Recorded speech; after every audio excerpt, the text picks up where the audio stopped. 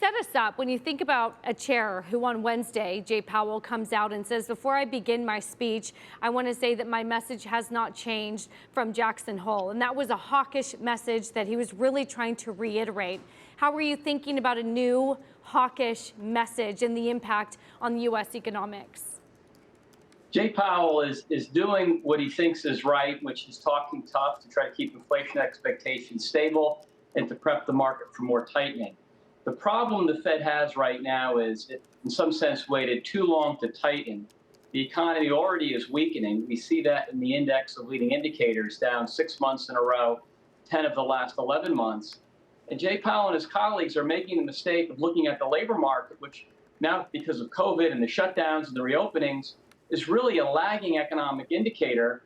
Markets are much more forward-looking. That inversion of the yield curve, 2s, 10s, which is extraordinarily flat, extraordinarily, I should say, inverted, that's a sign of liquidity rapidly leaving the market. You see it in the Treasury market in terms of bid offers and how much liquidity is there in terms of trading ease.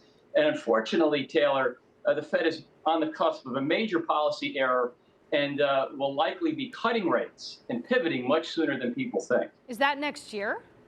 Yes, I assume it's next year. Because the tightening in monetary policy that we've had to date, this has been the fastest 6-month increase in interest rates since 1981. And we're seeing tremendous weakness in housing. We're seeing financial markets hemorrhage. We're seeing middle-class incomes collapse because of the higher food and energy costs, overlaid now with a tremendous wealth effect. But I believe the flow of funds data through Q2 had showed something like a $7 trillion decline in wealth. That's only gotten worse. The economy is getting hit by so many factors, and there's no global growth. China's slowing. Europe, led by Germany, is going to be in a deep recession. The emerging markets are suffering because of the dollar strength you highlighted. I mean, we're looking really at a very nasty recession. Yeah. That will take inflation down. Can you size and scope a recession? Because we did have, of course, the likes of KKR, Henry McVeigh earlier saying that it'll be a mild recession 2023. You'll get, unemployment to 4.9%, for example. How much pain are we likely to see in a lagging jobs market? I mean, I haven't been following Henry recently, so I don't know where he's been. But I can tell you that most of the people who are saying there's a mild recession fail to even see the inflationary recession we had earlier in the year when GDP has been negative for 2 quarters in a row. It's likely negative again this quarter. So to say at this point it's a mild recession, I'm not sure what that's based off of. What we know is that monetary policy works with a lag, and historically the Fed always overshoots.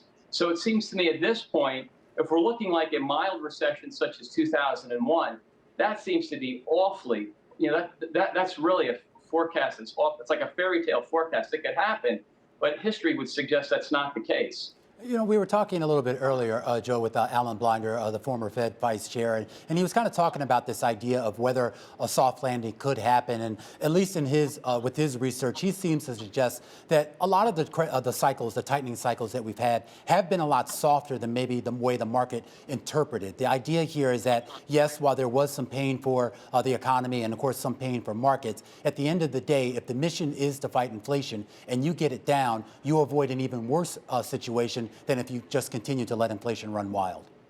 No, that's true. But again, a lot of this inflation is supply driven. We had excess fiscal stimulus, which is a problem that the Fed accommodated. And I'm not saying the Fed shouldn't be tightening rates. What I'm saying is that the Fed just focusing just purely on having to get rates higher as everything around them is crumbling is a mistake.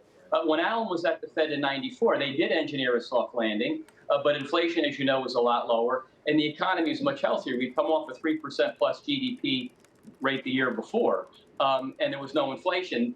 This time around, much different. Productivity is a lot lower. You've got a lot of leverage and debt in the system. Aging demographics suggest trend productivity is less. So the Fed's ability to pull this off, those probabilities alone are low, overlaid with the high inflation. What I'd like Jay Powell to do is to be a little bit more agnostic about his need to continue to hammer the markets with tightening, especially as the Fed is doubling the pace of its Treasury runoff.